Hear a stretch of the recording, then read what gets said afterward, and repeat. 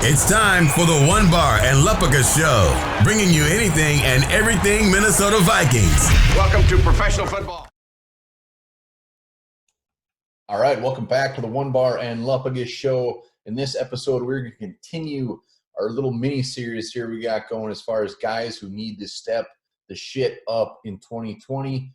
Before we get into that, remember, subscribe to the One Bar and Lupica Show, like that, and like the videos. We're bringing you daily Vikings videos, also part of the Purple Territory Radio Network and Vikings Territory, so check that out as well. All right, so this is our final episode 3 of 3 on guys who need to step up. Check out our previous episodes to see who we got in those. But in this episode, we are going defensive line, defensive end, to be more specific.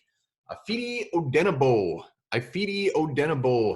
And there's a lot of reasons this guy needs to step up, but let's just get to the very, very easy reason he needs to step up is because there is nothing behind him. The cupboard is bare. And why is that bare? Let's rewind. Last year, as we know, the Vikings had one of the deepest defensive end crews in the league with Danielle Hunter, Everson Griffin, Stephen Weatherly, and Odenigbo, who came on late in the season.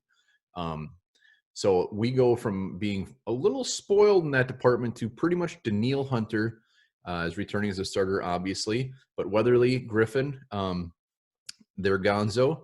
So we are left with Odenigbo, and that sounded ruder than it should have. I'm excited about Odenigbo. Let's put it that way. So Odenigbo is getting elevated into the starting spot, but behind him, we brought in Anthony Zettel. We drafted some guys, 4th rounder DJ Wanham, 7th rounder Kenny Willekes.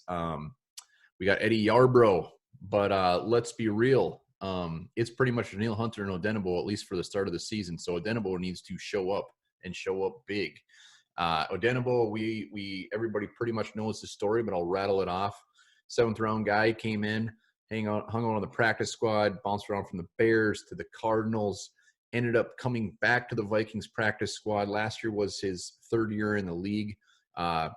A reason to love Odenigbo is he had the chance to actually sign with Philly after he came back on the Vikings practice squad, but he opted to stay on the Vikings practice squad to come back for the Vikings the following year. So if you don't love Odenigbo, you should now because he loves the Vikings. All right, so Odenigbo came on big at the last half of or the second half of last year. End of the year with 7 sacks, quarterback pressures. When in college, he was looked at as primarily a pass rusher. Vikings used him in that as well. He is a big guy. Vikings have toyed around with him at defensive tackle, but his home appears to be on the outside, and he proved that last year. Issues with Odenigbo, we know he can get to the quarterback. We know he can make plays. His run defense is not spectacular. That is going to be an issue. He needs to work on that. He needs to get it out of his head that he is more than just a guy that's looked at to come in and get a sack. But we got to be easy on him because he's not coming into an easy situation. He is not only coming in to start, the former 7th rounder, but he is filling the shoes of a very beloved Viking in Everson Griffin. Not only beloved, but also very, very good. So expectations are going to be high. But, we've done pretty well in that 7th round when it comes to defensive ends. Weatherly banked in this offseason on that. And Odenigbo with a big season, he could be looking at a good-sized contract as well, hopefully with the Vikings. So Odenigbo and Danielle Hunter, I like the combo. I think we're going to see quite a few sacks there. Odenigbo, I don't think it's out of range to be in that area of 10 sacks. I mean, like I said, he did 7. 6 of them, I think, were in the last half of the season last year. But Odenigbo needs to come in. He needs to start off strong.